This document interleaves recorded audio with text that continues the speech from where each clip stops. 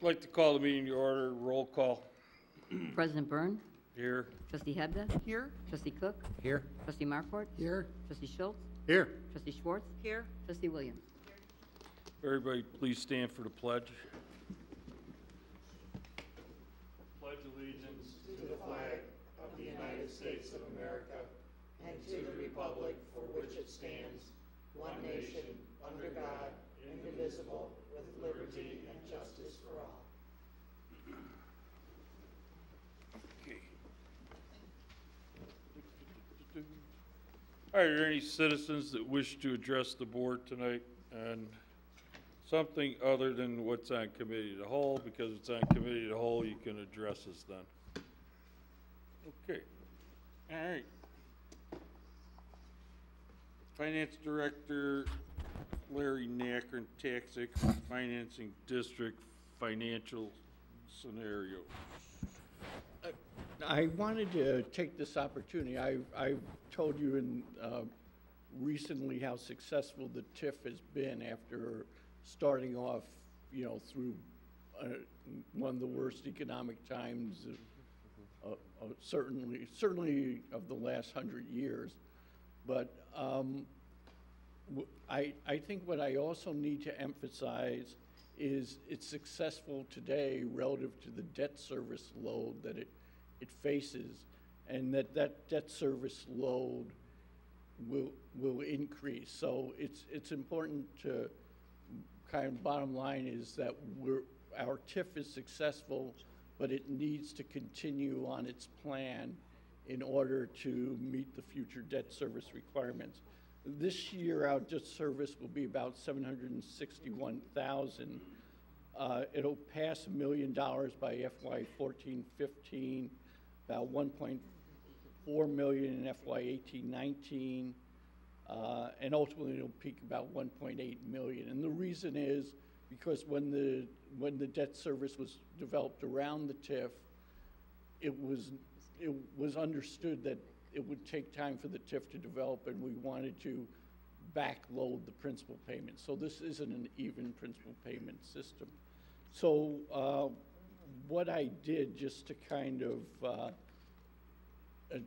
of help identify the risks, was to look at 3 different scenarios of essentially the Opus multi-story building being developed as planned, a 66-unit condo, so that's the approved plan, with about $110,000 of EAV per unit, or $330,000 market value.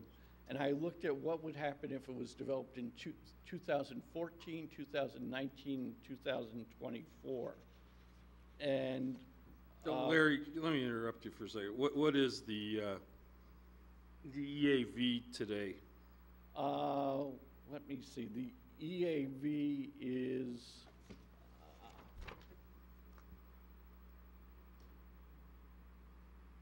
is about almost $14 million.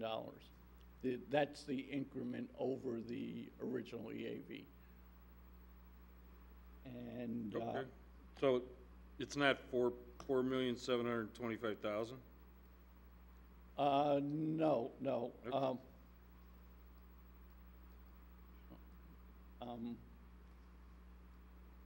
No, I'm trying. I think maybe you're looking at some of the new development rather than the existing. I mean, if that's what you're using, okay. If that's in your on the first page, the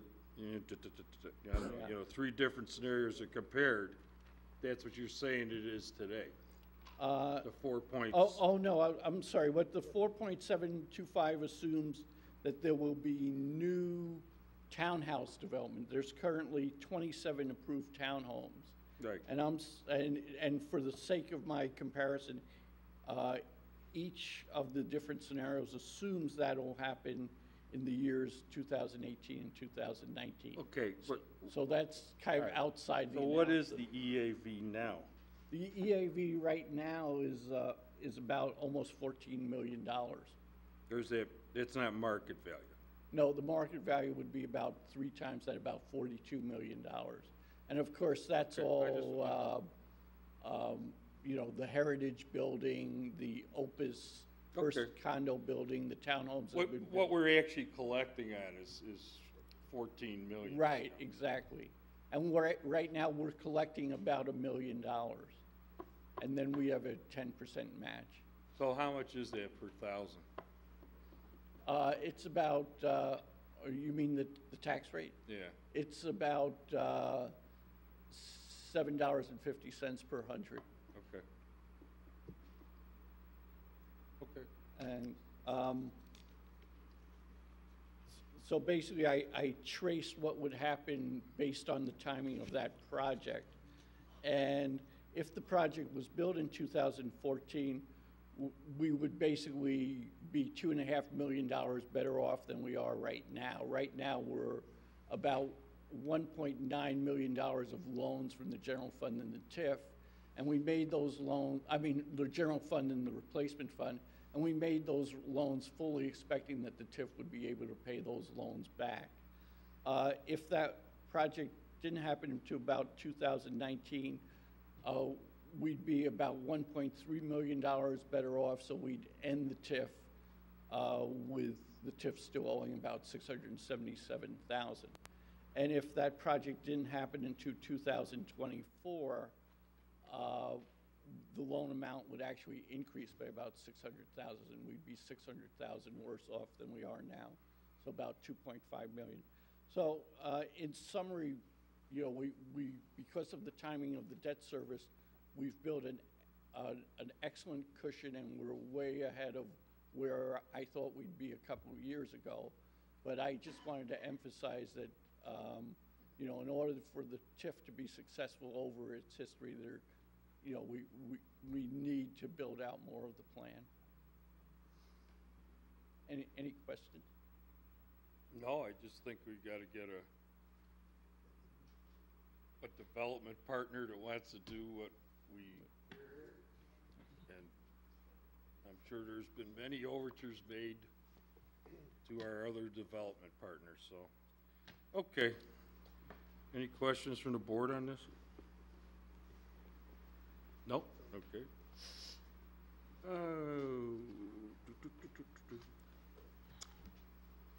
No other speaking parts from any department head. Is that accurate? Okay, omnibus vote agenda. Is there a motion to approve items A, B, C, D, E, F, G, H, I, J, K? So made. Second. There's a motion and second. Roll call. Trustee Cook? Aye. Trustee Markwart? Aye. Trustee Schultz?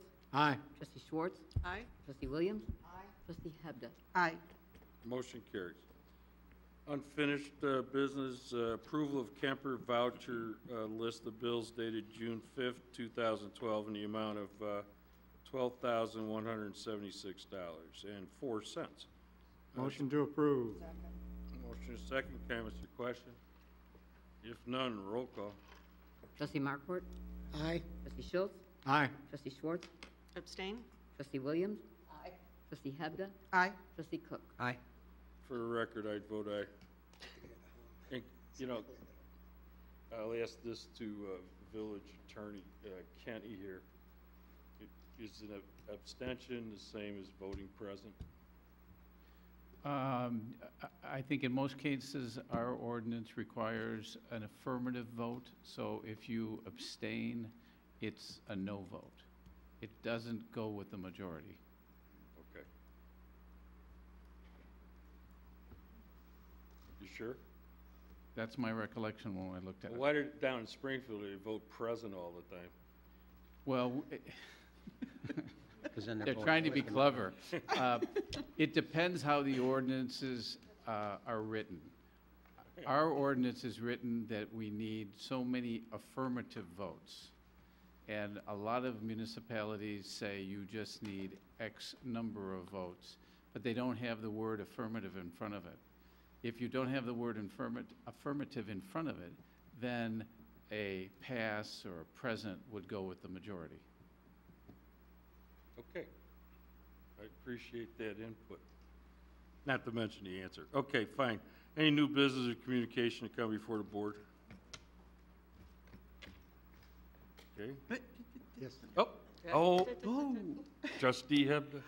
in light of all of the stuff that has been happening in Springfield with the pension and with the Medicare, Medicaid, we have not seen our state rep or our state representative here in probably, don't quote me, but probably 2 years. I'd very much like to extend an invitation to Senator Link and Mrs. Senti to come in here and tell us what their plans are for.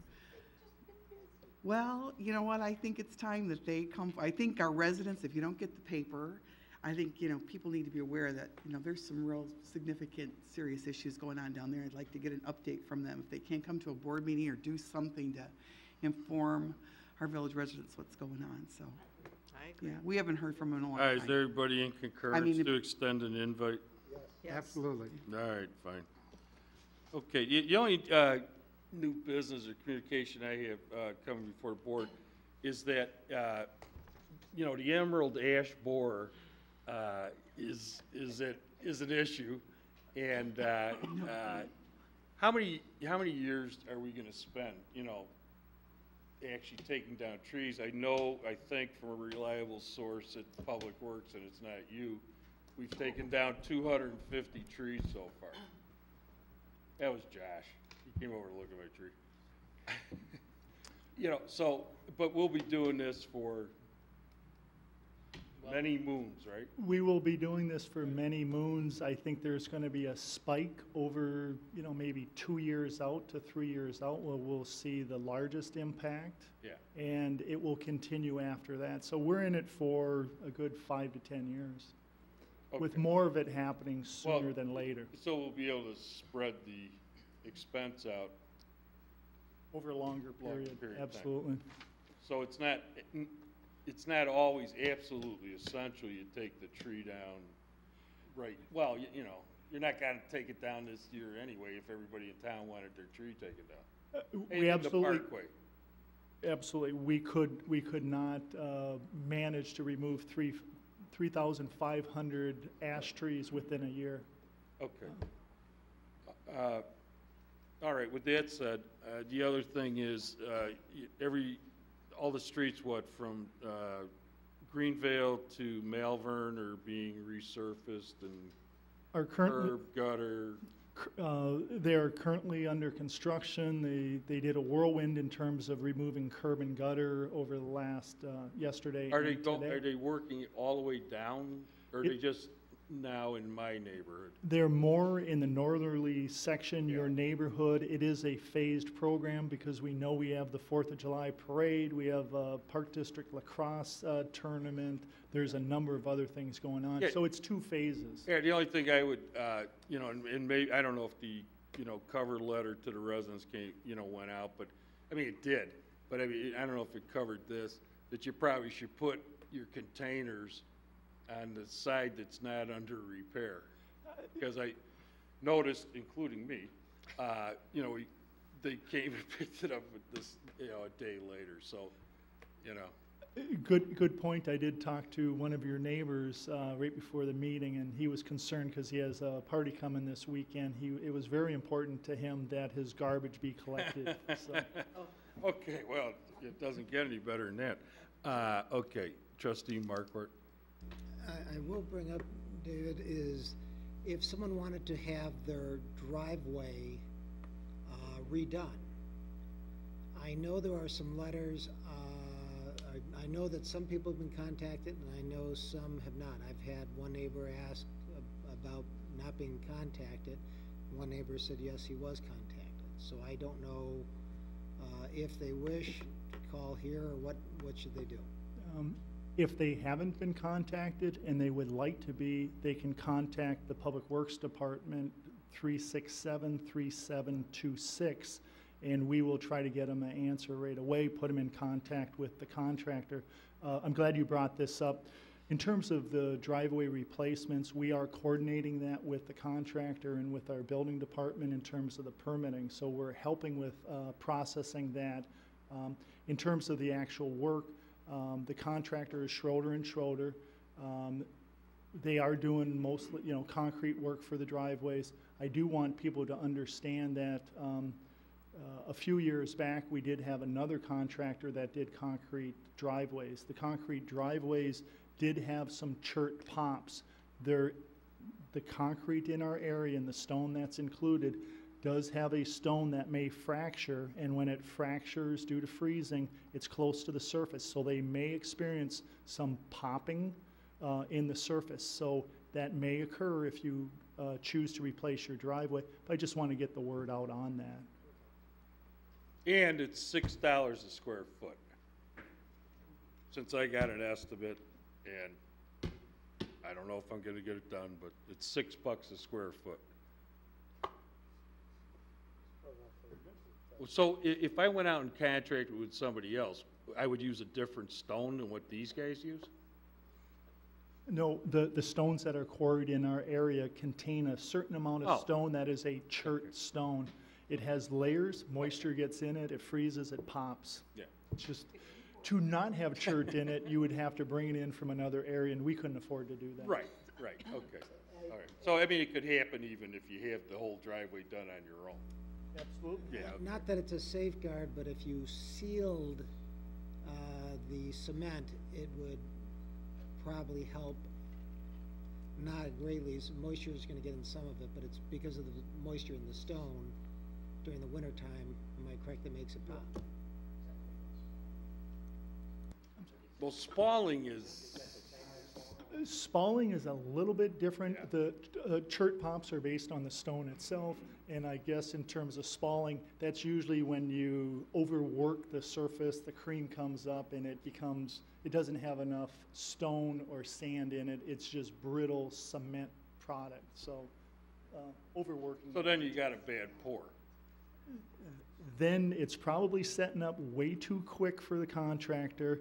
He dips his brush, it has moisture, and he blesses it to allow the workability of the material. The long-term problem is it does tend to spall. Hence, you know, there's risks involved. There's- Okay. But you want a certain amount of air entrainment, and you also want a low water cement ratio. And as he indicated, you would also like to get New England trap rock as opposed to Riverstone So, that's available. okay, now that we're on this topic, well, what's the PSI of my driveway if I had these guys pour it? You're gonna be in the 2,800 to 3,500 PSI range. Okay. 5 to 8% air entrainment is what our other trustee recommends. But one more question, the chief and I are gonna claim CEUs for this seminar. However, you may wind up with 4,000 to 5,500 pound PSI concrete, depending upon what the initial plan was for that concrete when they brought it to you, if it wasn't exactly set up. And the people should be concerned about putting down what, the fiberglass mesh under the potential new concrete drive.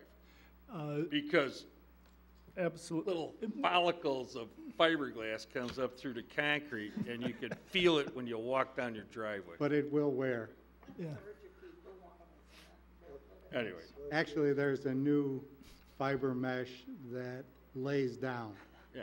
So the technology has improved on that. Well, maybe I should just go to white topping. That'll spall. Okay, all right, I'll take that under advisement. All right. Okay, what else? Anything? Board way too many. All right, is there a motion we can adjourn the board meeting? Yeah. And then we're going to closed session No, for, there's no. closed session for what? None. Oh, No, closed miracles of session. miracles. Okay, is there's a motion to adjourn with somebody Second. second or something? Okay, roll call. Trustee Schultz. Aye. Trustee Schwartz. Aye. Trustee Williams. Aye. Trustee Hebda. Aye. Trustee Cook. Aye. Trustee Markwart. Aye. All right, motion carries. Okay, Come on, wake good. There we go. All right, I'd like to call the committee to whole meeting to order. First item is approval of the May 15th, 2012 committee to whole minutes. Is there a motion to approve? Second. Motion second, comments, questions, corrections, deletions? None, roll call. Trustee Schwartz. Aye. Trustee Williams. Trustee Hebda. Aye. Trustee Cook. Aye. Trustee Markwart. Aye. Trustee Schultz. Aye. Motion carries. Item 2, Skill Shots Pinball. Consideration of report and recommendation from Planning and Zoning Commission regarding a request to approve a special use permit to allow an arcade for electronic games called Skill Shots Pinball to operate in a portion of an existing shopping center building located at 302 South Milwaukee Avenue, being the southwest corner of Milwaukee Avenue, Route 21, and US 45. Thank you, Mr. President. Members of the committee, representatives from Skill Shot Pinball are here tonight to answer any questions that you have with regards to their request for the special use permit. As you'll note in my report, the Planning and Zoning Commission met on May 16th to review the request to allow an arcade for electronic games. As noted in the packet, the petitioner is requesting to place between 20 and 24 pinball-type machines within the space. This is located in the shopping center, the Poly Darby Shopping Center. The portion of the space that they're going to be locating on will front on Route 45 and is the old MRI space in that building. Discussions took place with regards to the commission. A question was raised about how they would handle noise. The state-of-the-art pinball machines are actually quite impressive if you've watched them being manufactured and the like. And the question was, with the great sound that these machines produce, how would they buffer between the adjacent properties?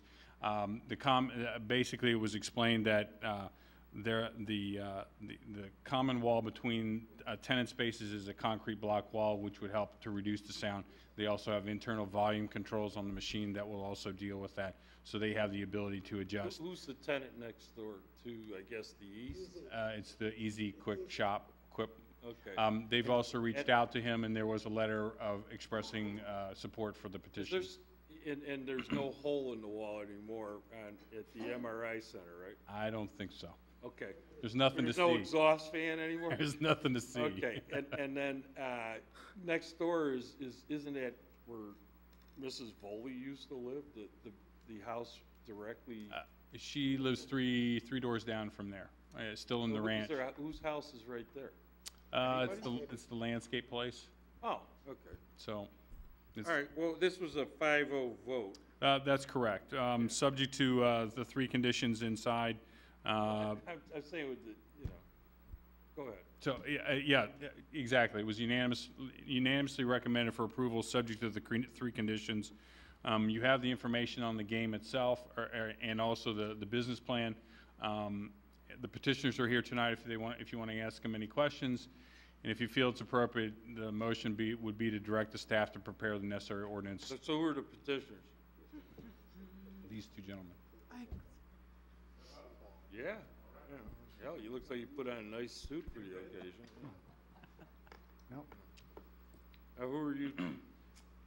I'm Neil Bryson. I live here in Vernon Hills. Jeff Hooper, and I live in Lincolnshire.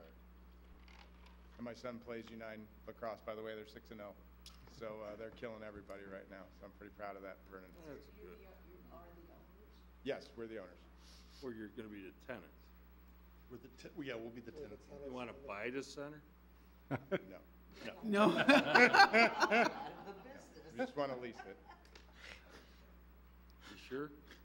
I think so. All right. Okay. Trustee Cook. I just was in reading the 2 different, both the hearing and your comments, John, the hours of operation. Mm-hmm. What do you, is it going to be 24 hours a day, or is No. it, I mean, you have no plans to do that, even though it could legally do that, right? No, we do not. We have day jobs. We both have careers. This is a dream of ours to do, and we're going to open it during evenings and weekends, during special hours, which I think were noted. So does that mean you've met Polly and Petey? Yes. We've negotiated with them already, yes. Did he have a do-rag on? Yeah, hat on. What hat? That's an upgrade, okay. And this would be open to families, and there's no age restrictions or anything on? There is an age restriction Okay. for membership, to buy memberships, and for anyone under the age of 18, they have to be accompanied by an adult. Okay. But as long, I mean, under 18 can be in there as Yeah. long as they're accompanied? Right, That's that's what I thought. Okay. Thank you. Now, are these, do you have other skill shot places? We do not. This will be our first one. Okay.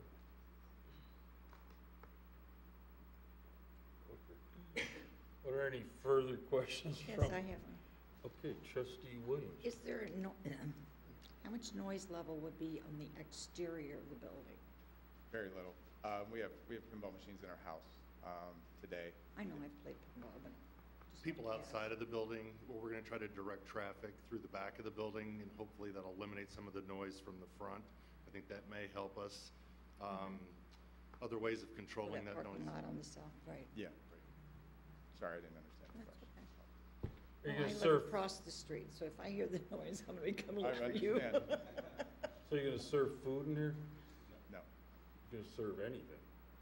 We will have vending machines, but the Easy Pantry is next door, so if customers would like some type of soft drink or anything like that, they can certainly purchase it there and bring in to our shop. So who's your market exec?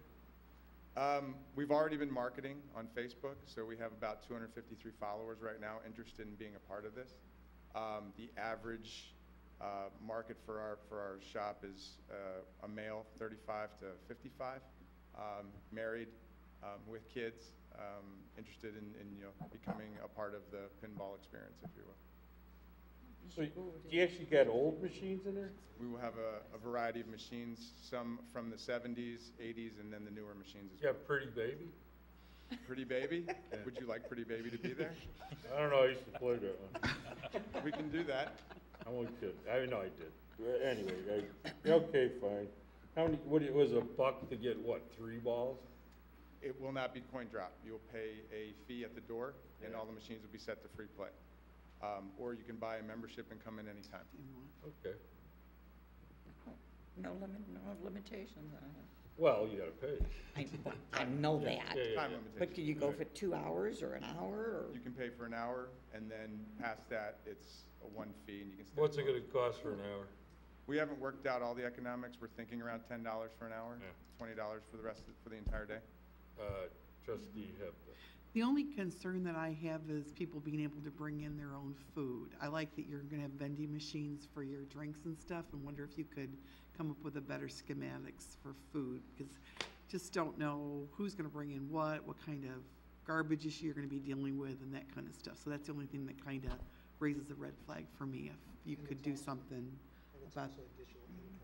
Yeah, I mean, if you could do something simple, you don't need to do burgers, but I don't like the idea of people bringing in their own food.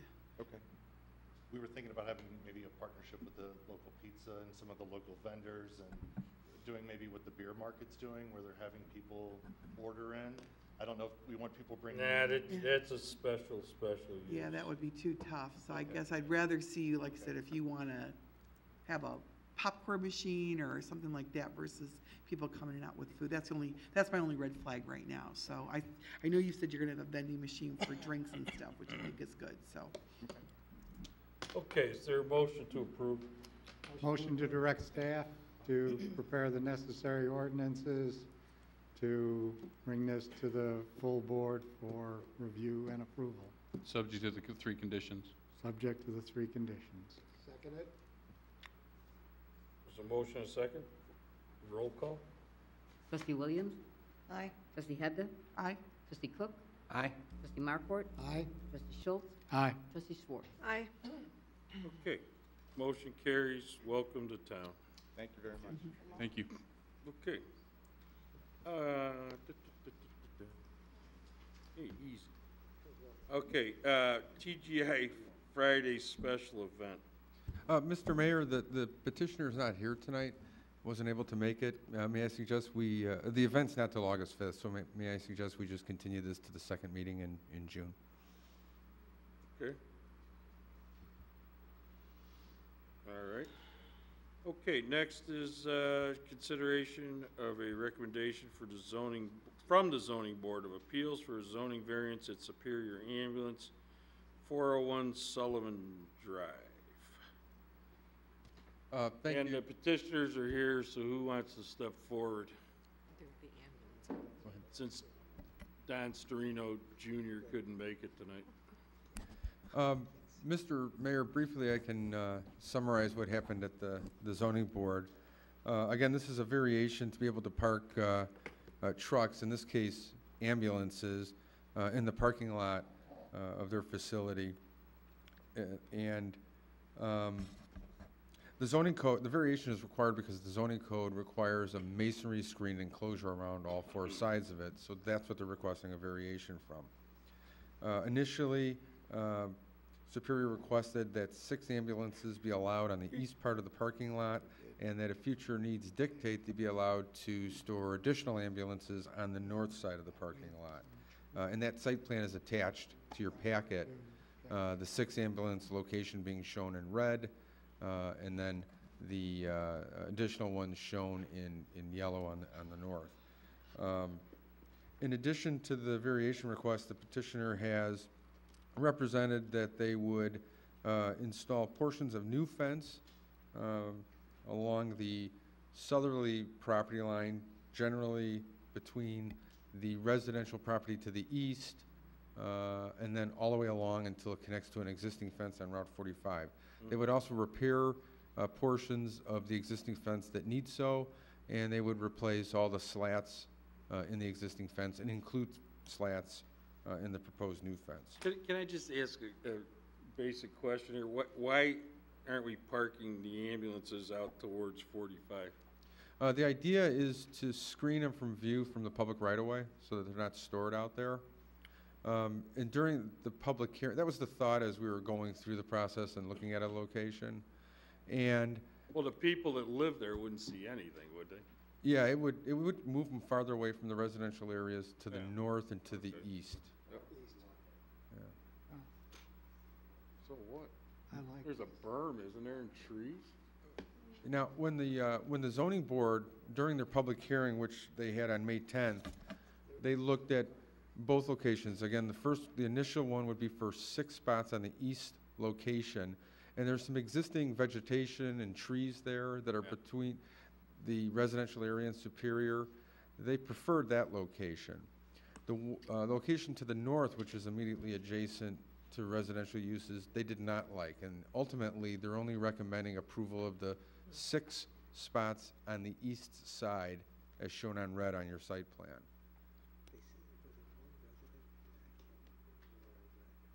And then real quickly, during the public Now, hearing. so this picture is the most accurate? The one where I can see the tops of the ambulances?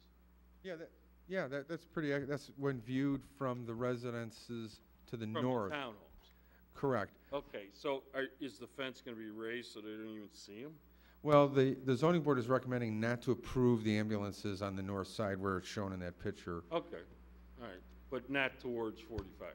And not towards 45 as well, nor towards Sullivan Drive. Okay. Just on the east side, adjacent to the existing trees and vegetation that are there. All right. Real quickly, I should mention at the public hearing that, well, prior to the public hearing, correspondence was received from 2 residents, both expressing concern regarding the screening of the ambulances. And then also at the public hearing, there are 2 individuals that spoke in opposition to the request. Concerns were raised regarding the appropriateness of the use and traffic from the ambulances leaving and entering the site. Ultimately, the zoning board at their hearing, after reviewing the case, recommended approval of the variation from section 15.7.5 to allow the trucks to be stored overnight, not within a screened masonry enclosure. And the approval was based on 5 conditions that are outlined in your packet. And basically, the conditions say that only 6 ambulances would be allowed and only on the east side of the parking lot, and that these ambulances be limited to the type E350-7, which is represented by the pictures in your packet. Also that, as represented by the petitioner at the hearing, portions of the fence that need so be repaired, the new fence be installed, and then all existing slats be replaced with new slats. And so those are the conditions as outlined. Upon motion to approve, the motion passed unanimously, 5 in favor. And that's just a quick summary of the ZBA, and the petitioner is here and can answer any further questions that you have. Okay, Trustee Schultz? Yeah, the only thing that I'd like to see potentially you do, at some point you're probably going to want to come back to us, and you probably present again to that same board again. But as a matter of good faith, to start planning some level of landscaping on what I guess would be the northwest corner that faces Sullivan Drive, and then along the north side of Sullivan now, so that at that point in time, you've got some more mature landscaping there that would screen that. And not that I'm looking to make that a condition of this, but I think that would be a good faith measure on your part to do that, besides making the mandated repairs to the fence itself.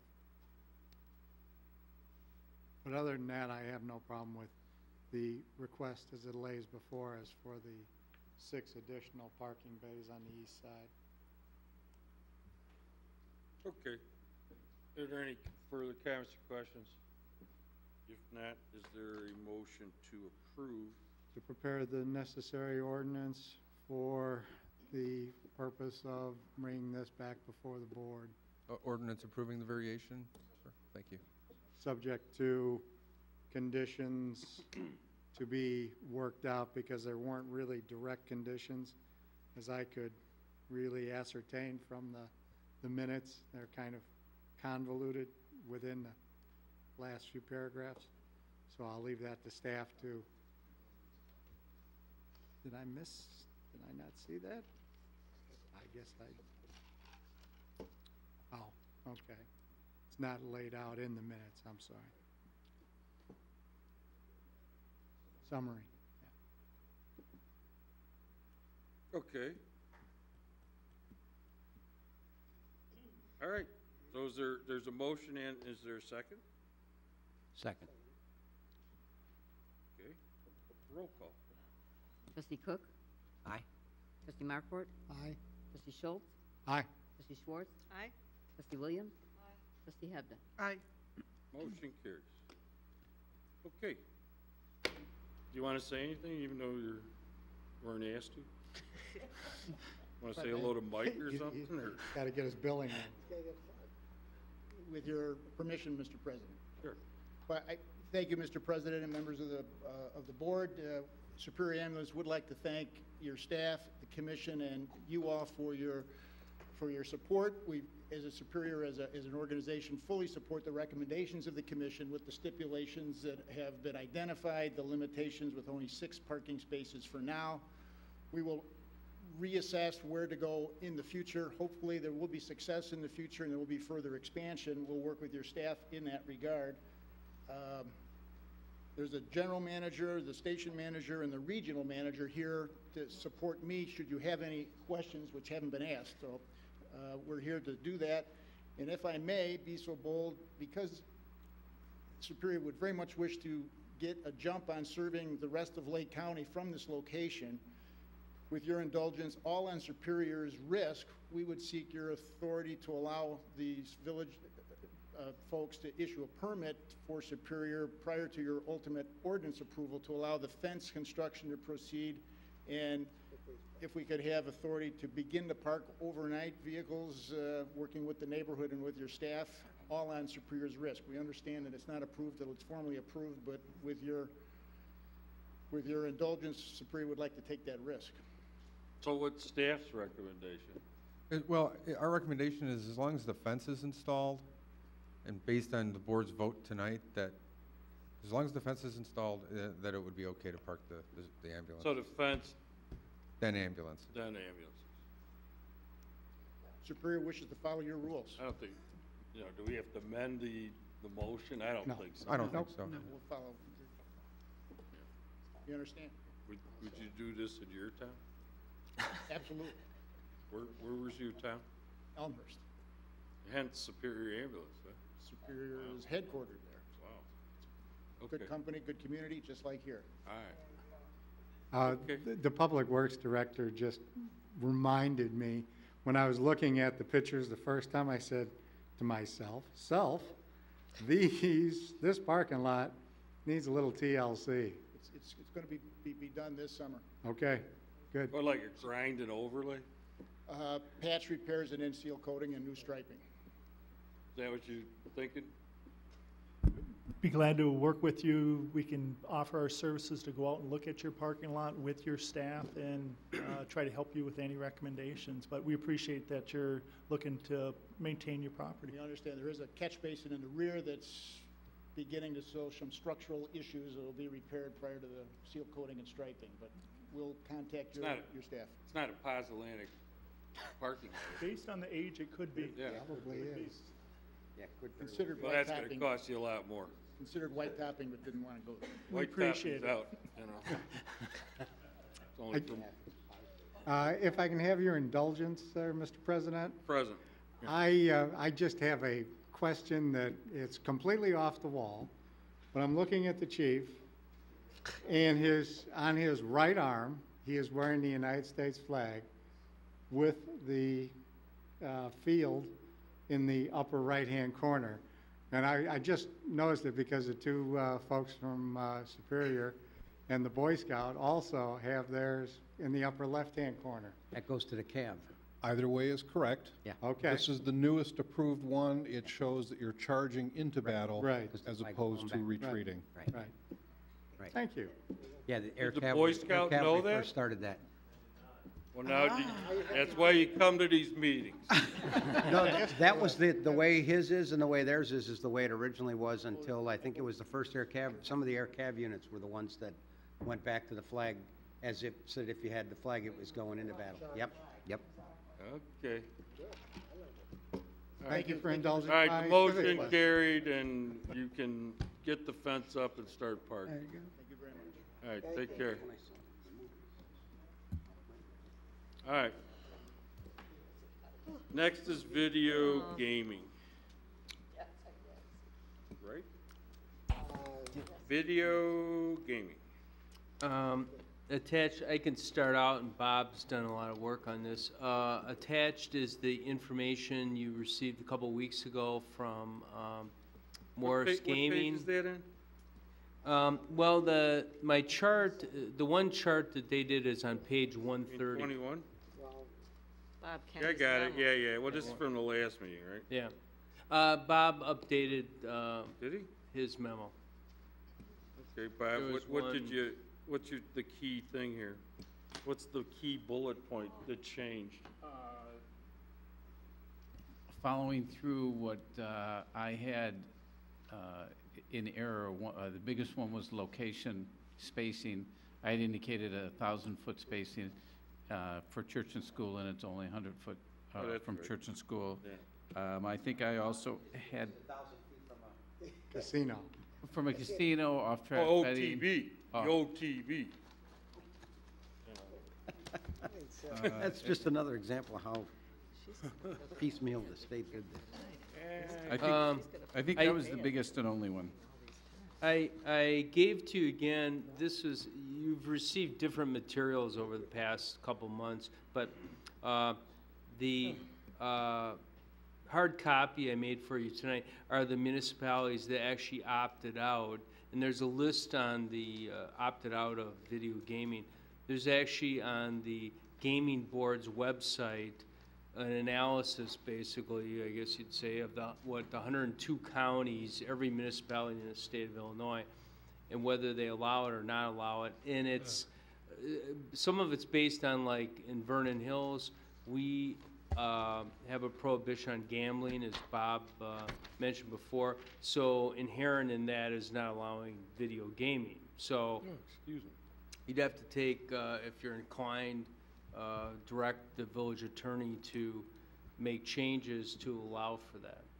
Or you could leave it stand and then video gaming wouldn't be allowed, or as some municipalities have done, they have prohibitions on gambling and they also affirmatively opted out, just to make a statement. so. Trustee Cook.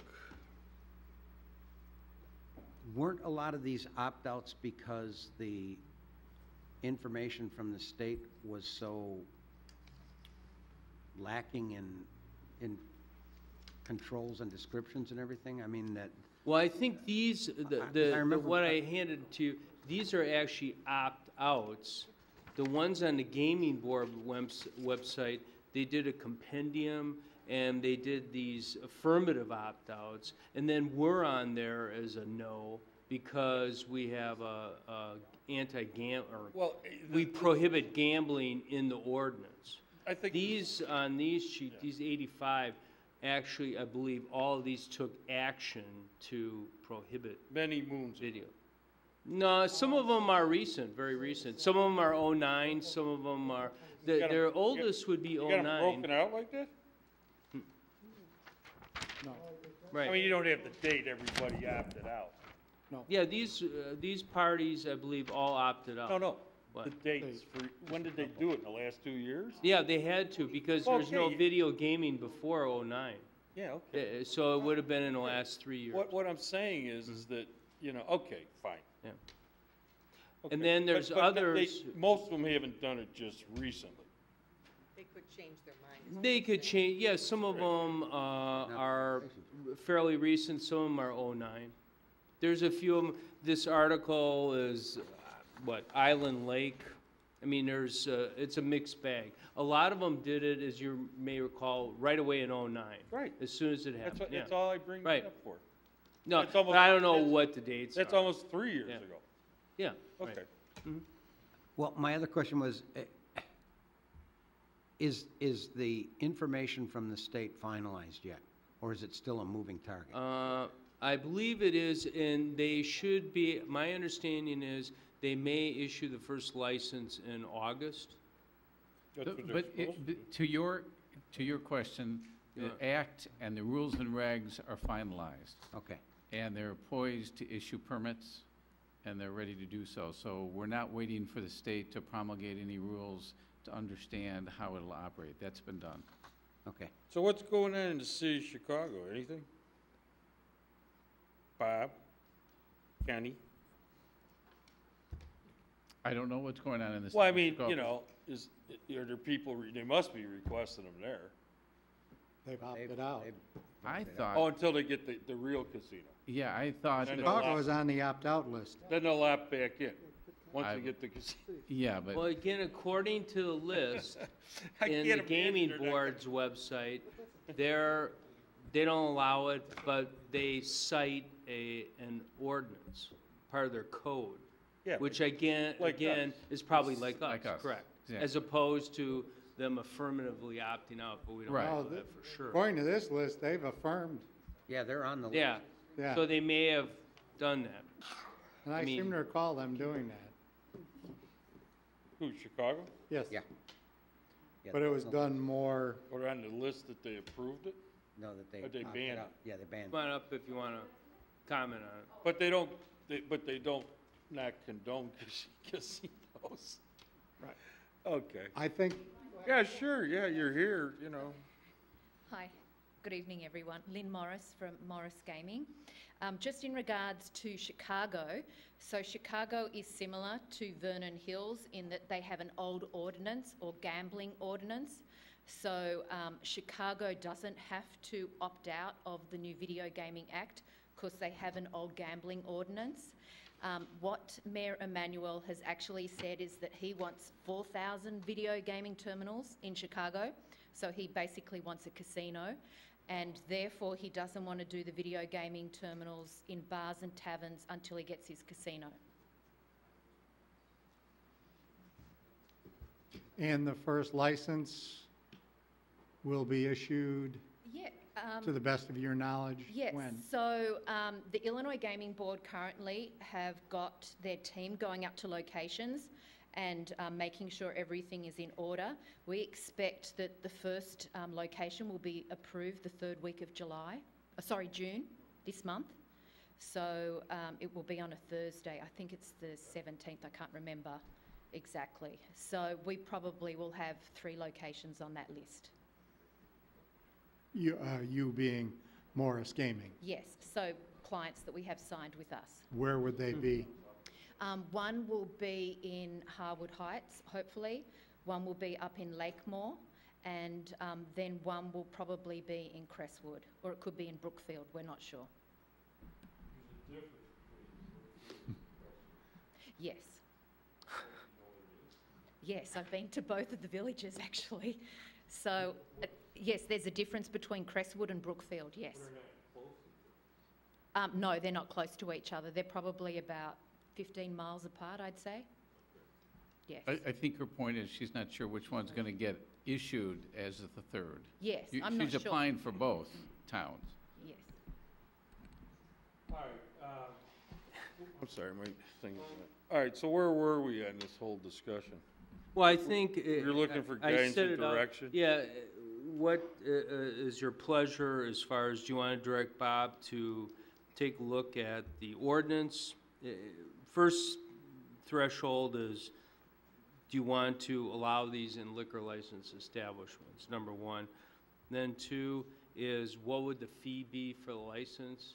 And we're suggesting as staff, we talked about just thinking about the amount of time and not knowing too much about it other than what we've read in the paper and on the gaming board's website, maybe $250 a machine, $250 a machine annual fee. And then, just to clarify something, Mike, when you say liquor license, you're talking about a pour license, right? Not just any kind of liquor license. consumption on premise. Yeah, so it's not, No, it So wouldn't that's be an A 7-Eleven. and a B? Right. Well, you could have it in beer and wine only. So, Consumption on premise. all right. Right. Well, so what? which means that Either liquor. anybody else that has a liquor license that sells package but does not consume on premise could not. Right. And we don't really have a truck stop. Well, we don't know if Ernie's pumps, 10,000 gallons of fuel. Or biofuel a month. Yeah, we haven't verified that or We think checked it out. it qualifies for So the, basically, you put a machine out by the pumps? And while you're Let's filling put up? it this way, I would, I don't know, I think he would probably give us the information we needed if he wanted to Yeah, pursue. I don't think he's gonna, I don't think One he's in gonna the want to. C-store, let's say. All right, Yeah. What is the ordinances that how many ordinances do we have in place? And is there a model for allowing video gaming but still restricting other forms of gambling such as pari-mutuel wagering, card, games of chance, et cetera, et cetera? I think like bookies? That would be pari-mutuel wagering. I think there's 2 or 3 locations in our code where in one form or another we prohibit So we haven't finished the gambling. research on that, though.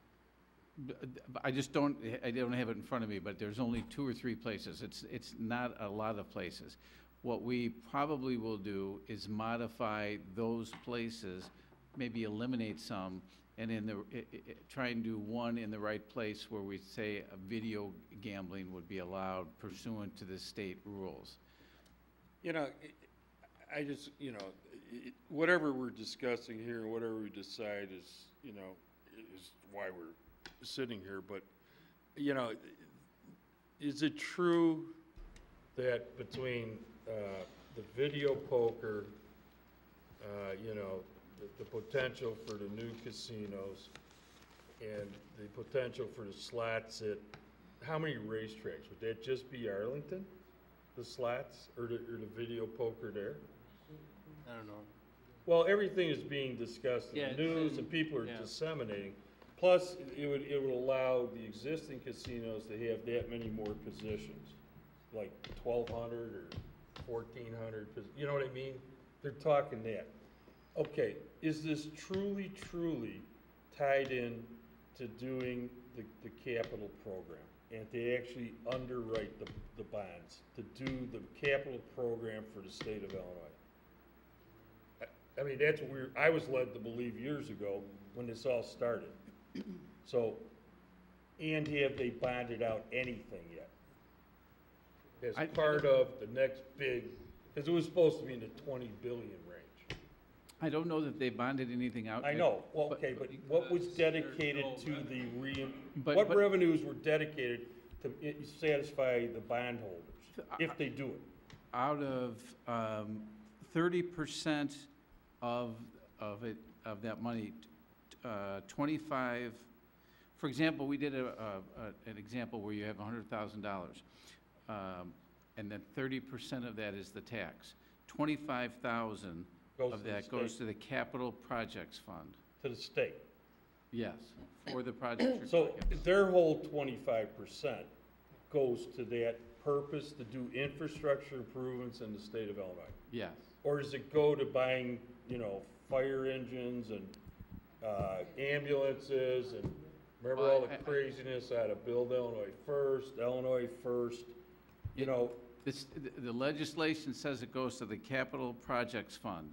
What falls into that category, by the time the money becomes available, I can't say, but it's designed for the Capital Projects Fund. Well, could somebody, figure that out before the next time we meet?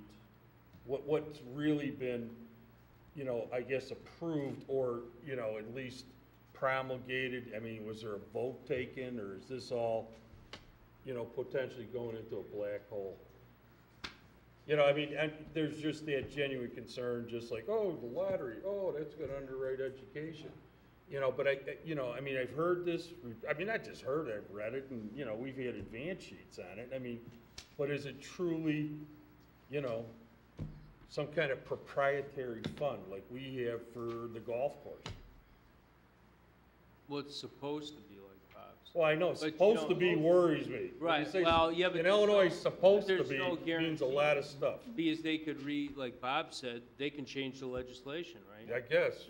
Number one, and number two, they could redefine what's a capital project. What is a capital Well, right. project? So we can get the best information available. Yeah, we'll Well, look into it. you but- just send out an email to people, Yeah. Also, I would like to know how possible or easy would it be for them to, in a few years, they're not making enough money.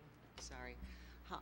How possible or easy would it be in a few years, maybe they're not making enough money, they want to make more money, they're going to raise the bet from, $2 to $5, and the winnings from 500 to 1,000, and it just keeps escalating. That's amending legislation. That would be done in Springfield. It's, Want to raise your right hand? Get the Bible out. So maybe I can talk a little bit about Oregon, for example. So video gaming's been. Well, here, you want to be an operator, right? Or you want to be the distributor of the machine? What do you want to be? I'm a licensed terminal operator, so I've already been. Okay, so you're the one that's going to provide the machines? Yes. All right, so what's your understanding of the capital plan for the state of Illinois? Do you have any knowledge of that? Yes, so I believe $375 million has been earmarked from video gaming towards the capital plan, and I can actually go through and get a list of the different projects. One project which is going ahead now is WACA in Chicago, WACA Drive, all of that construction. So that's That probably cost $375 million. yeah. Well, no, it's pocket change, Yeah. and all, not to be, belittling 375, but that really isn't a lot of money. Yeah, so I think that's over a 1-year period, but I could look into that. I believe I should look into that further for you in regards to that question. I've written that down. And then the second question in regards to what usually happens in other states, what usually happens is that the tax is increased. So what happens is the revenue, it does bring revenue into the villages and also into the state. So the next step is the taxes increased. What tax? The tax, so you know how you have 5% and the state has 25? Yeah. Usually what happens is that will go up in a period. What do you mean? You mean just the sheer dollars? No, No, the the percent. percentage. Well, so what percentage would ours go up to? I'm not sure. So what did it go up to in Oregon? Well, in Oregon, it depends on the revenue, so they have it scaled. So if a venue earns a lot, the tax then is higher than on a venue that earns a smaller So amount. you mean an individual community, an individual location? Location. They do it location by location. And they only allow 5 machines? Now they allow 6. So that was one change that happened. So they increased the tax, and as an offset, they put 1 extra video game terminal into each one of the locations. But usually what you find, it doesn't increase a lot. It doesn't go from like 5 to 10. It goes from 5 to 6. And if it does happen, it usually takes 3 to 4 years. But usually what happens is the tax will go up. And as a result... Have they raised like the bets and the payouts and maybe? Not really, no. It's still the same. So Oregon's $2 and it's $600 win per hand. And they've kept the percentage of winnings per machine the same? Because right now it's 80%. Yeah, so that's what the minimum is for the state, but usually people will set the winnings at 90 to 94%, so they don't set it down on 80%. Because someone who plays knows like there's a 4% shift, so it's usually they'll be set at around 92%. Why do you say winnings? Winnings? Yeah. Isn't it it's all, over the life of... Isn't it all losings? No, no, it's over the life. Of course, well, you've played video gaming. Sometimes you win, sometimes you lose. So Well, sometimes you lose more than you win. that's right. So it's over. It's over the When life. you say winnings, I'm kind of confused. Yeah, so it's over the life of. Yeah. Yeah, it's over the life of the game. Which is better than. All right, yeah, so all we're gaining is on the 20% that after the 80% is allegedly returned. Right? 5% of the 20%. Well, yeah, I mean, the 20% is all anybody's ever gonna see. That's the profit, correct. Yeah, okay. Okay, so here is what some information, and we'll verify, this is a little bit old, but $31 billion to invest in roads, bridges, transit, schools, healthcare, and other projects. Allegedly, 439,000 jobs will be generated. How many? 439,000. I'm just reading the propaganda here. And this is how it's funded. It'll be liquor, wine, and beer tax increase is $106 million, so they should be getting that already. Removal of the sales tax exemption for candy, soft drinks, and personal care products. You might remember that one. Did they do that? $150 million. Yes. Yeah, No, that was did back they in do it? '09. Yes. Yeah. Yeah. All right, fine. Private management of the Illinois Lottery, remember that one? Yes. It's not doing quite as well, I don't think, as they thought. $150 million. Weren't they asking for more of a fee or something? I just read that a couple months ago. Increases in license, registration, and vehicle title fees, $331 million. And then last but not least, legalized video gaming, $375 million. Annually. Right, these are all, well, I would imagine these are, yeah, annual revenue generated, yes. So what did they speak to on the casinos? Anything? No, this is just the Casinos capital weren't bill, part of it. capital funding bill, the '09 bill. Okay. Has nothing to do with casinos. So these 5 casinos, if they open, that just goes into the black hole. I in guess Springfield. so. Well, Yes. Right. I'm sure our Yeah, representative right. senator wouldn't Yeah, agree with that. this whole bill was to put you know. $20 billion on the table Yeah. to spend now, Yeah. bond out $20 billion. But they haven't bonded it yet. Well, no, I believe they have. I believe they bonded Some out of this portions. on this, because remember, all these fees, some of them are Right. coming in, not the Right. video gaming, the 375 million, but portions, of course, of the liquor. All right, could the somebody, removal of sales tax. before the next meeting, tell us, you know, what's been bonded out? Because I don't think it's the 20 or Well, no, 25 they billion. did bond out a piece because that's how piece, Lake okay. County got their whatever it was. Right, Milwaukee 50, Avenue, they did a 300 piece. million, whatever it was. Well, yeah, but they also get a portion of an increased sales tax. What was that? How many years ago was that for Lake County to go to the Lake County Department of Transportation? Right. Right. Well, That was the original amount but that that- they were able to do. There was a- Remember, we had talked Oh. to them about doing Route 45 and accelerating it. Unfortunately, that never happened. Right, So because they they wanted to accelerated keep that Milwaukee money and a couple for other. doing Lake County roads, Right. not state mandated Right, state-funded the road. county trunks is what Right. they will use it Right. for, okay. Right. But they also, they uniquely did a state road. They're doing Milwaukee. That is a Lake But that's coming County out of funded. this, is that No, Lake that's a County? Lake County bonded program. Right. Some Okay. of it is, yeah. Because that was very unusual that they did that, and because they wanted to assess the neediest projects. Right. Regardless of whose jurisdiction. But I think that But that came was a out of the court- capital, I believe that came out of that 20 billion then. No. Well, And mean I thought the money? quarter cent, Oh, no, it Would- came before that. the quarter They- cent generates how much a year? It's a quarter of a cent sales tax increase that goes to the county. Is that Yeah, true? I mean, I think so. okay. I don't remember. So, I mean, on all the sales in this county, it's significant. Oh, yeah, Because right. we And know, that's why they we know in started our this. hamlet here, if we Yeah. raise it a quarter cent, it's like $2.5 million bucks. And that's why we met with them some years ago, and they were talking accelerating 21, as I mentioned, looking at 45 north of The Milburn Strangler. Mundaline, looking at one other project, and then this project right outside our window, 45. Yeah, okay. And they were, but that's the county's bonded money. Yeah, I mean, it's not raising this a lot of 09 money to bond additional out for funding. the county roads and apparently some of the state routes, but.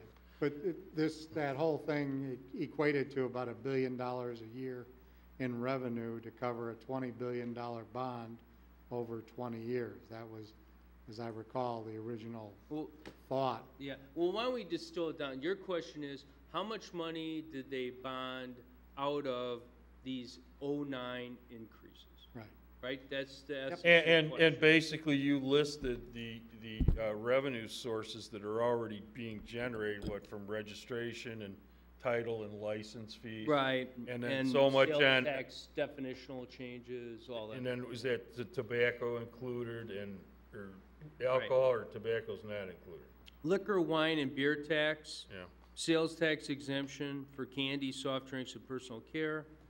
And then private management, a lottery, and then license and vehicle title fees were increased. And the lottery, is that 150 million every year? Or is that a one-timer? That's that's the asterisk on it, says annual. That's what the companies, that's. Yeah, again, remember all these projections, and then a year later, you read an article about how they're not being met? Right. Parking meters in Chicago. You can name your project. All right, okay, Trustee This is Williams, old stuff. I'm sorry. It's okay. When we originally brought this up quite a while back, my initial reaction was no. I don't want it in town. I don't think it should be in town. Then, when we were talking about it the last time, I thought, let me think about this again, do some research. I'm back to my original position. I don't think we need these in town. I'm not against gambling. I go to a casino, I go to Vegas. But I'm not stopping by and having a cocktail and playing a video machine for 2 or 3 hours every night. I'm not going to become addicted to stopping every night and playing games. I don't think we need this in our town. Thank you. Okay. What else? Anybody else want to weigh in on this one? Well, I don't believe it's a good fit either. I've talked with a lot of residents, and I've had mixed reviews on it, but we've always prided ourselves in being a family-oriented village. We haven't allowed a bar in town until the beer market came to town. We don't even allow signage that says the word bar, and I don't see gambling on every other street corner. That just doesn't fit our town. Okay. Anybody else want to weigh in on this? I think the individuals that have requested this are, I guess more or less like the mom and pop operators in town. I don't know if there's really going to be a total groundswell of everybody wanting to do this. However, I, think that the state is obviously in dire financial straits.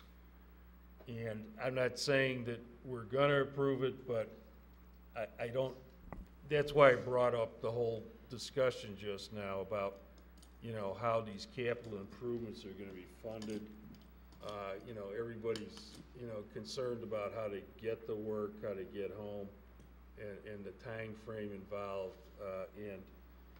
Some of these projects, we've been prepared to go forward on, for years. We continue on Route 45, we continue on, the business park. I assume there's money that we would look to the state for at some point with Fairway and Lakeview and the improvements at 60 and those intersections. Is that correct, Dave?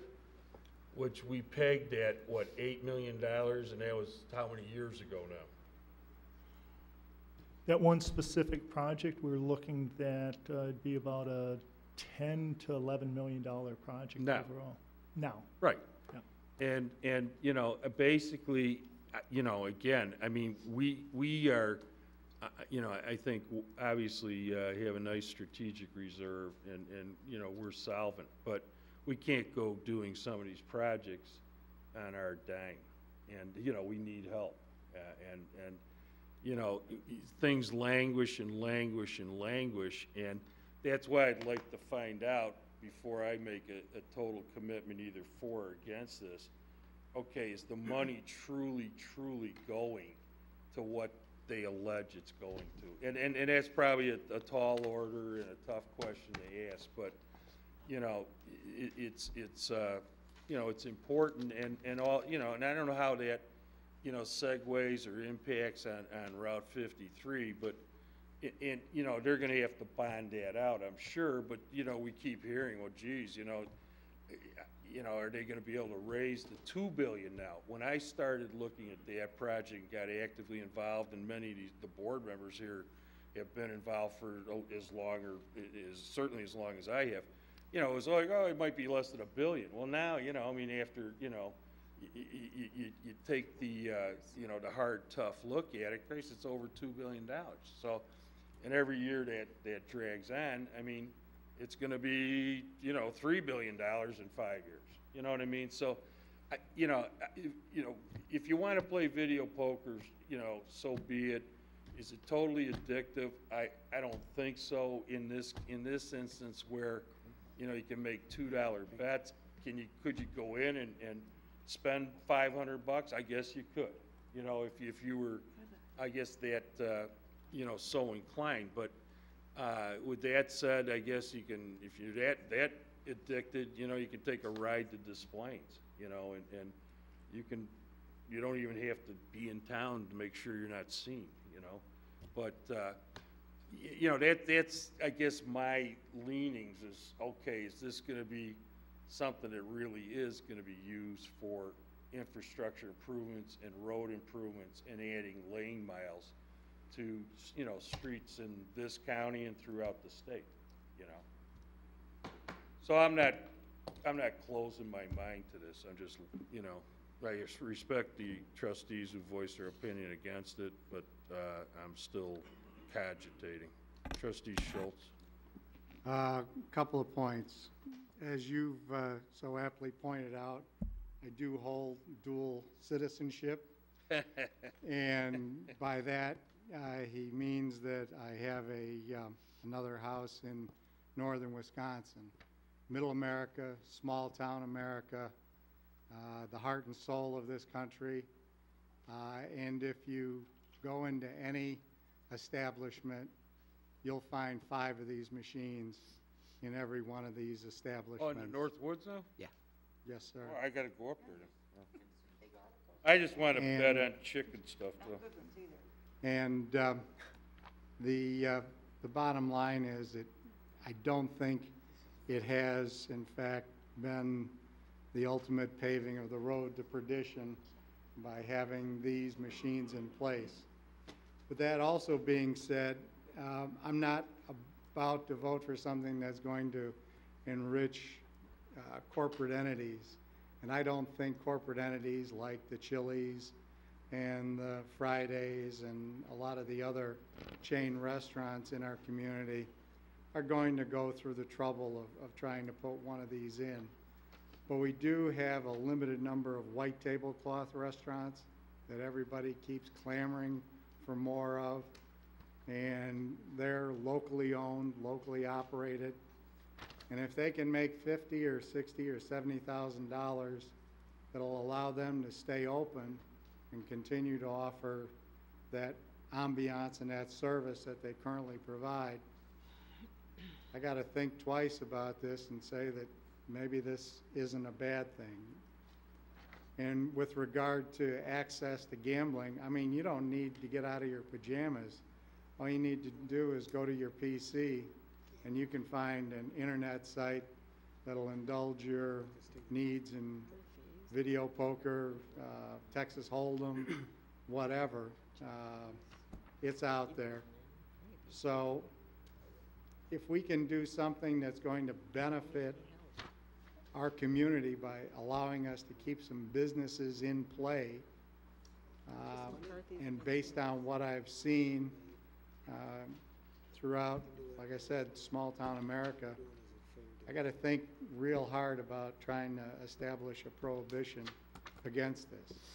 Again, if someone can make a good case that I'm all wet on this, I'll listen to it.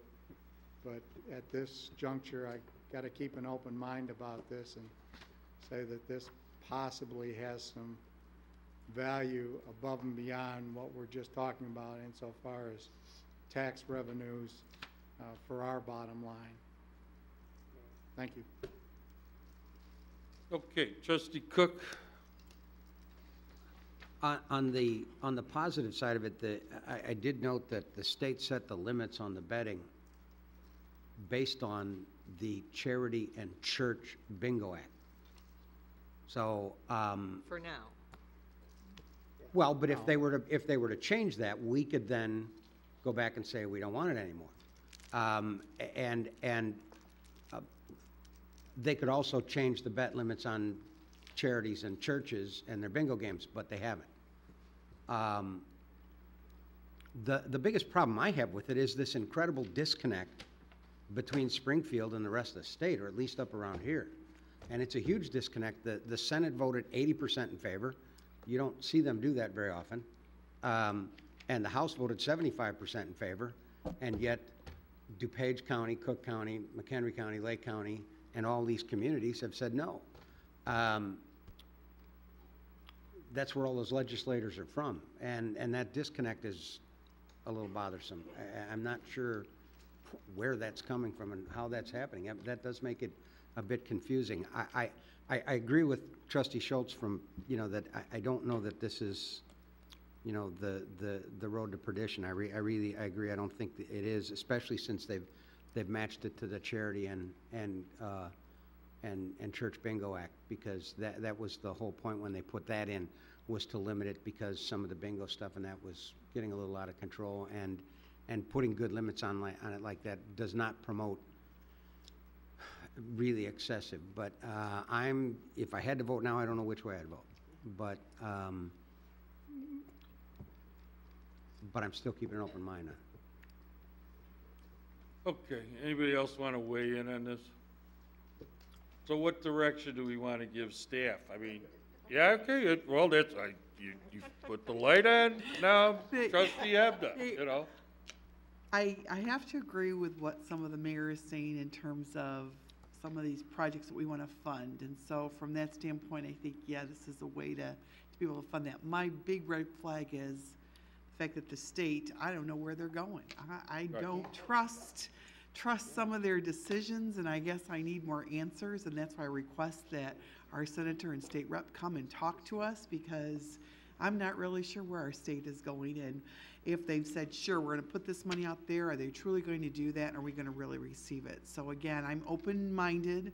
I'm a teacher, I'm a preschool teacher, Tom is too, and, we see these kids, and I know we have an influence on them. So, that's a tough call for me to say, yes, this is acceptable. Sure, I'll gamble too, but I don't just, say that it's a bad thing. But again, I don't know right now where my confidence level is with the state and what they're really going to do for us. So Right. I need those questions answered first before I can truly make a good decision. Trustee Markwart. Just throw my 2 cents worth in. I'm not really for it. I have to agree. It's the old measure of spitting your hand and slapping and going whatever direction it goes in. I think Illinois is looking for money, but they don't know where to put it. Maybe into their pockets, though. So as of right now, my favor of this, I would not. I'm not in favor of it. I'd vote no. Okay. Well, I don't think we gotta take a vote on anything tonight. Yeah, why don't you just bring it back to the next, I guess. Committee of the whole. Yeah, throw it back to. What I'll do is, I'll try to find out the answers to the question you had, Mayor, about what was generated so far. I'll see if I can find out from Senator Linker's, Representative Senti's office, and then what they've issued in bonds so far. And then, Trustee Hebda, if I read you correctly, you'd like to actually hear, as they say, from the horse's mouth before you decide, so. Because maybe they could answer some of these questions about why there seems to be this disconnect. Yeah. Well, this is dangerous, but from what I've read, I would suggest that it was putting a whole deal together to get money for capital projects that hadn't been funded for 10 years. Right. So they needed somehow to pull together a whole bunch of resources, and it's the old thing, not in my backyard.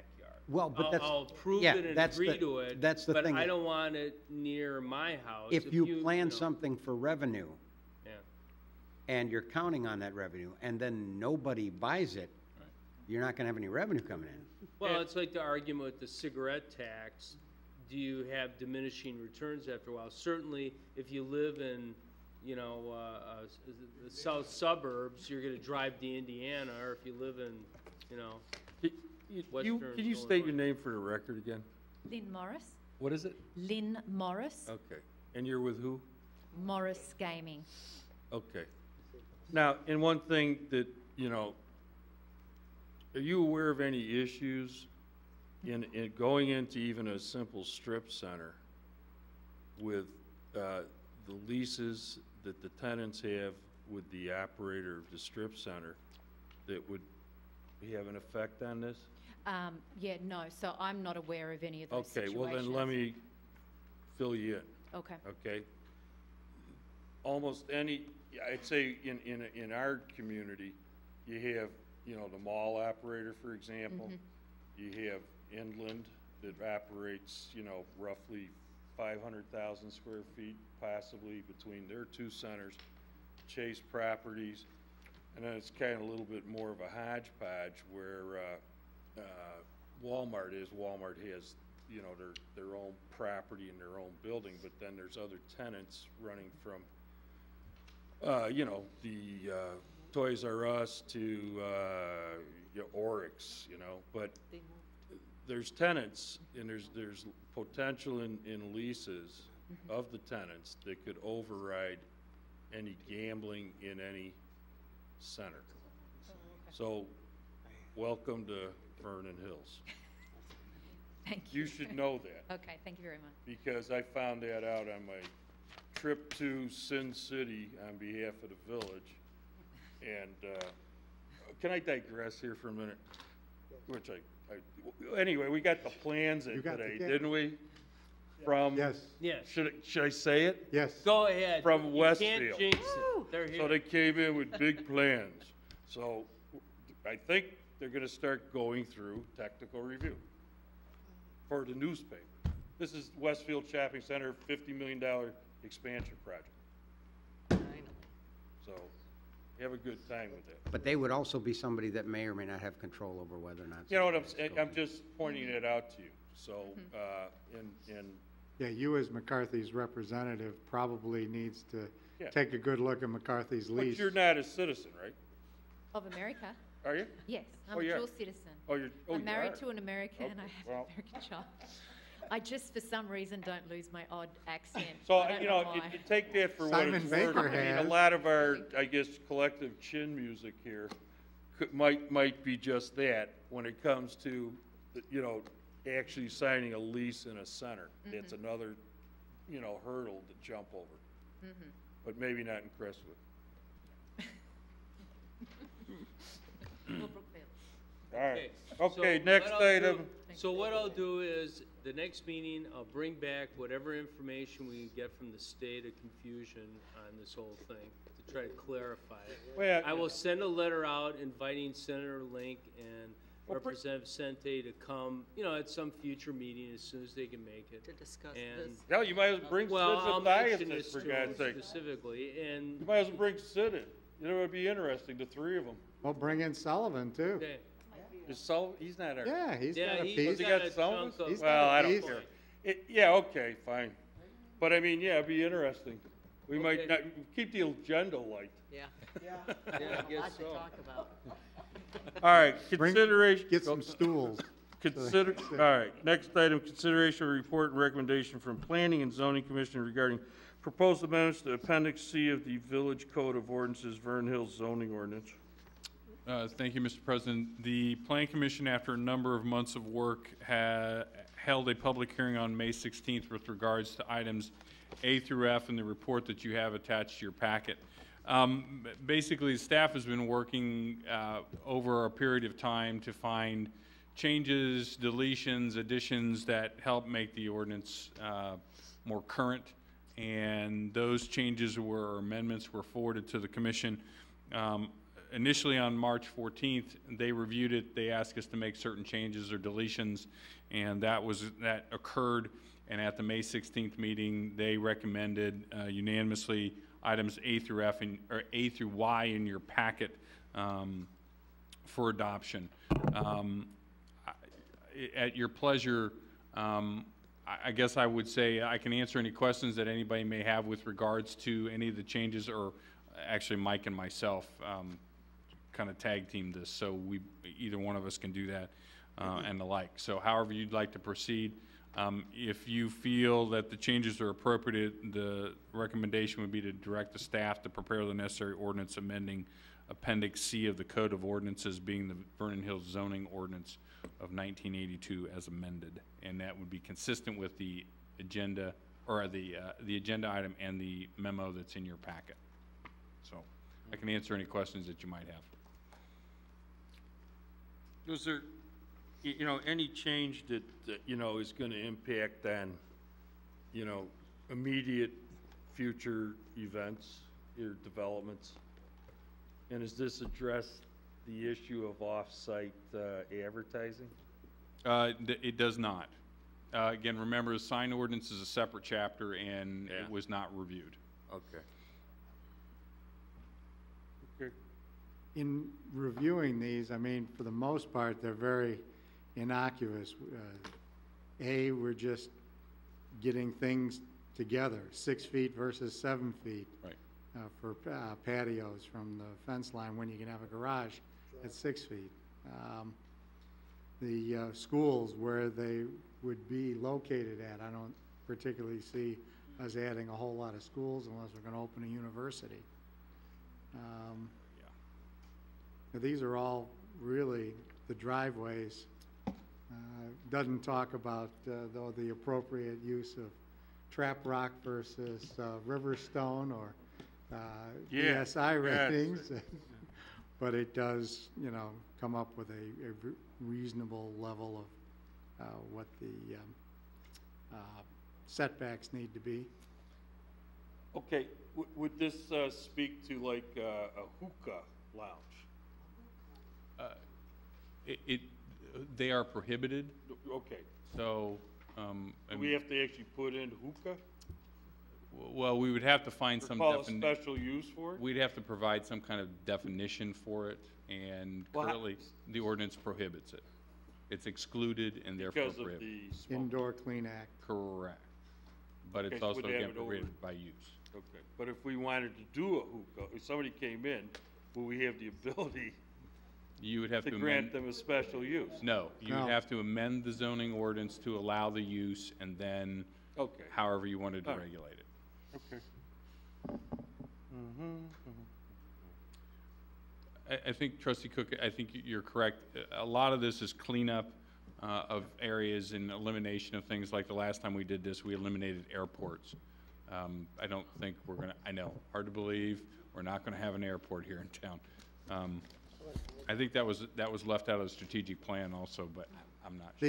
The one question I did have, under K, accessory buildings, we're allowing 3 now. We're allowing a shed, a playhouse, and a treehouse, right? That's Yeah, how I'm reading it. That's correct, and one of each. You know, you can have one shed. It's getting a little crowded back Well, there. I mean, that's the only thing that I And seem to those- recall having a problem with. I mean, I'd have one or the other, you know, or 2 out of 3, but not 3 out of 3. 3 out of 3, you've almost made it all impervious. There is also provisions in the zoning code that limits the percentage of coverage in the rear yard to 40%.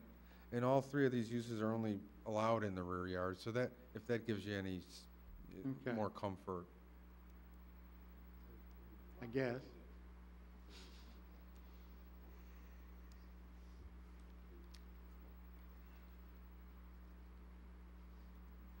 Go ahead.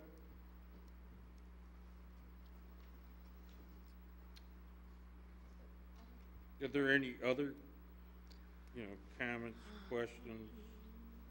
Under U, talks, what exactly are we trying to accomplish with U? U is a consolidation of a number of types of uses into one definition, and then it's also then required to receive a special use permit as a part of that, and that's consistent with the current ordinance. What it did was broaden the types of entertainment uses that could come here in town, and this was consistent with one of the provisions of the comprehensive plan, which talked about providing some type of nighttime entertainment or other types of uses that would bring people to town and create a more vibrant entertainment option here that currently doesn't exist. And again, What does 18.6 address then? 18.6 is actually the section that deals with adult entertainment or adult uses in the code. And that prohibits them, or? Correct. Okay. Clearly. Again, we consistent. define them to a specific area. We have to allow them by ordinance, but it is clearly defined into an area within the village, and a specific, I think it's the BP district and the like. And it's So, at least and it is 1,000 feet from churches, schools, I daycare. believe that is the setback, Not 100 feet, and not 100 feet. unless it's an OTB. And then you can't do adult uses in an OTB. Yeah, okay. So.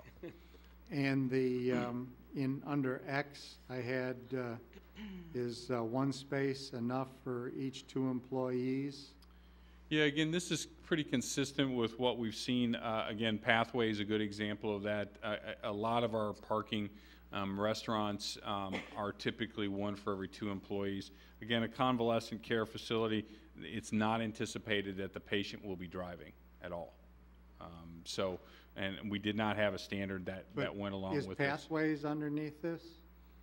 Pathway is not considered a convalescent care facility. Okay. It has its own parking requirements. Because where my mother-in-law is at, man, it's like the Indy 500. Right. I mean, it's a large parking lot, and it's full. Right. Yeah, it's not considered. Okay. Pathway would not be considered under this definition. Okay.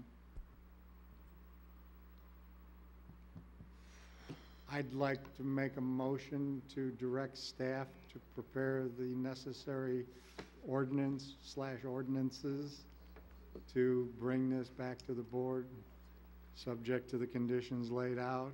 And/or is there anything else I need to say, John? Consistent with the May 17th memo from the Plan Commission to the board. Is there a second? There's a motion and a second. Any comments or questions? You know, question regarding boarding houses. Did we change anything on that? Or is it just, I mean, what's the new state-of-the-art language on that, or on, I guess, you know, adult homes? Is Well, there any language in our ordinance regarding that? When you get into group homes, and Yeah. the question is it covered by the American for Disabilities Act amendments? If you can go, oh, this is a big topic. What's that? This is a big topic. I don't know I how know. to start this without being in the middle. Well, of you know, the are we, you know, do we need to address that in our, you know, in these amendments we're discussing? Well, we don't specifically address group homes. The closest thing we have to it is under the definition of family, which says up to 4 people unrelated by blood or marriage can live in a single housekeeping unit, or as a single housekeeping unit. But we don't specifically define group home or boarding home, nor does our zoning code provide regulations for that. If someone wanted to bring a group home into town, we would need to consider a reasonable accommodation above and beyond our zoning ordinance. If our zoning ordinance did not allow this particular group home because they had 5 residents, we would still have to look at it under the federal act with an eye towards reasonable accommodation. Could that particular home exist in that particular place? Is there sufficient parking? Is this a group home that has a high need for caregivers? Or is this a group home where you just need one person watching over it? And then some of them, like alcohol rehab, they don't need anybody except someone comes in, you know, checks in once a week. So we would, regardless of what we do in our ordinance, if a group home comes in and it's covered under the federal statute, we'll have to look at it regardless of what our code says. So staff and council, you're comfortable with that, you know, I guess law governing and not being, in our own ordinance having some definitive control? I'm comfortable because I went through this iteration and discussion in another town I represent, and we had a code. We looked to revise it, multiple hearings at the Plan Commission, a lot of involvement, and the end result is something that's still going to require a reasonable, that municipality to look at it with an eye towards reasonable accommodation. Okay. So no matter what we do, as long as we understand that our code cannot be used to absolutely prohibit it, it's pretty much a wide open, and okay, it doesn't matter what we do. And, you know, in something that hasn't occurred, but I guess it could, is there any specific language we need in our ordinance regarding tear downs? I think that's, you know what I mean? You know, in other words, somebody just buying somebody's house and then coming in and. We've actually talked about this several times as part of the comprehensive plan review, and the whole idea of balkanization, which is the term that they use for tearing down a house and then building something that's significantly larger. We've talked about it several times, and honestly, we don't believe that the village is going to experience that going forth into the future. Again, part of it is a financial consideration, and typically, if you use a rule of thumb, you know, for every $1 you pay for your land, you need to put about $3 a house on it. And right now, economically, and honestly, we have not seen it in the past, even in the quote good times. We have not seen those ratios established in such a way that we felt that we were going to be impacted by that type of process. We don't look at those types of regulations in comparison to what, for instance, some of the North Shore communities have done. And to do that, I was involved with some of that type of review in a previous life, and it is very complex and very involved in terms of the review. And you get into the question of, do you review voluminous space? Do you look at cubic measurements versus square footages and those types of things? And it's a very complex thing to do. Saying that, however, again, we don't believe that we're going to be impacted by that going forward. Well, so is our floor area ratio, wording sufficient, on a given lot? My opinion is, especially with the I mean, economy. is that one way to address it then? I mean, I guess I would say the way the economy is going now. I understand that part. It's not an issue. I mean, we went down this road before, and we did address it. Right. With the home and the bill. Maybe Mike, maybe you can speak to it. Yeah, and all our single-family residential districts have a floor area ratio. Right. And it's very specifically defined, when to include a basement and when not to, depending how deep it is into the ground. It excludes porches, excludes garages, and it's the basis by which a lot of our neighborhoods were built. And the only way we could ever run into a situation, if the market were to change and is if there were portions of a neighborhood that were built substantially below the FAR. And I think, I'm not sure how likely that would be. I can't say that I did an analysis, I could tell you for sure, but I think the FAR that we have in place, along with the setback restrictions, the percentage of yard coverage restrictions and such, are pretty complete and thorough, and I think would do a good job. Okay, so, I mean, if somebody came and bought 2 lots and wanted to tear them down, they'd have to come in to actually combine them, right? Yeah, they'd have to do a plat of consolidation, and in all likelihood vacate certain easements up the middle. And then they would have a bigger house, because obviously the area of the house is based on the size of the lot, but they'd have a large lot to accommodate it, so it would be appropriate. And they could do that. Okay. In fact, we're looking at one right now out in Riviera Estates where somebody's talking about doing a consolidation. So, and that is possible. I think, as Mike said, that FARs work. I mean, remember also that many of the subdivisions, the residential subdivisions, are also governed by PUD requirements. Right. And within those PUD requirements, there are specific zoning provisions that will be in place forever. Okay. Yeah. All right. Any other comments or questions? So we got a motion and a second. Roll call, please. Trustee Schultz? Aye. Trustee Schwartz? Aye. Either aye or no. Aye. Sorry. Trustee Williams?